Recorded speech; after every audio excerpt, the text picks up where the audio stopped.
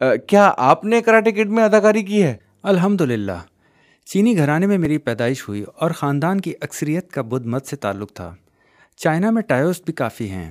اگر گوتما بدھا کی تعلیمات سے واقفیت ہو تو بدھ کے معنی جانتے ہوں گے۔ گوتما کی جستجو، پہلے لفظ بدھا کے معنی دیکھتے ہیں، روحانی بصیرت والا سمجھ لیں۔ گوتما کی زندگی میں کچھ کمی تھی جس کی وجہ سے وہ بے چین رہتا تھا۔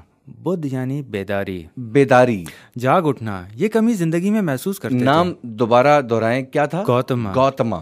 یہ کمی دور کرنے کی جستجو تھی، روحانی حقیقت سے خالی زندگی۔ تو یہ بیداری اس جستجو کا حاصل ہے۔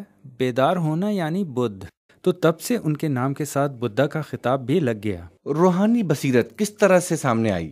وہ راز ان پر کھلے کہ زندگی میں کیا کرنا ہے، اصل حقیقت کہ مرنے کے بعد اپنے خالق اللہ کے سامنے حاضری یقیناً ہوگی۔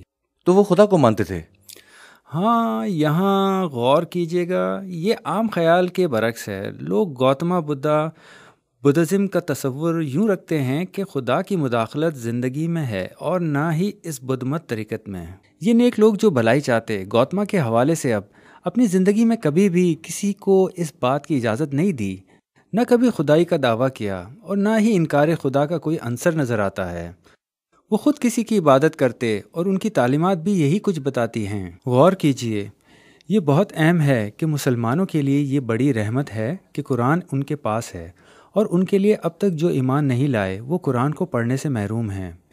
شاید مسلمان ان لوگوں کو قرآن پڑھنے کی ترغیب نہیں کرتے، یا وہ لوگ خود خوفزدہ ہیں۔ خدا جسے ہم اللہ کہتے ہیں صرف عرب کے لیے نہیں، یا اللہ کسی مخصوص قوم و ملک کا نہیں۔ اللہ خود واضح کرتے ہیں، اللہ رب العالمین، یعنی وہ پوری کائنات کا مالک ہے۔ وہ رب العرب نہیں، یا کسی ایک قوم یا پاکستانیوں کا نہیں، وہ تو رب العالمین ہے۔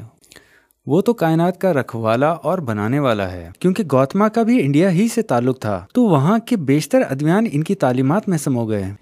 اسلام آیا ہے دنیا کو ایک پورا کامل ضابطہ حیات ہر عیب سے پاک کرنے، اور دوسرے مذاہب میں کمزوریاں اور تشنگی ملیں گی، مگر ذرا تفصیلی جائزہ لیں تو گوتما کی تعلیمات کی درخواست یہ کہ انصاف کے ساتھ چلیں، تو آپ دیکھیں گے کہ توحید کے تقاضوں کے برخلاف کوئی بات نہیں۔ اللہ نے تمام پیغمبروں کو دو کام دیے، بشرا و نذیرہ، خوشخبری اور ڈرانا۔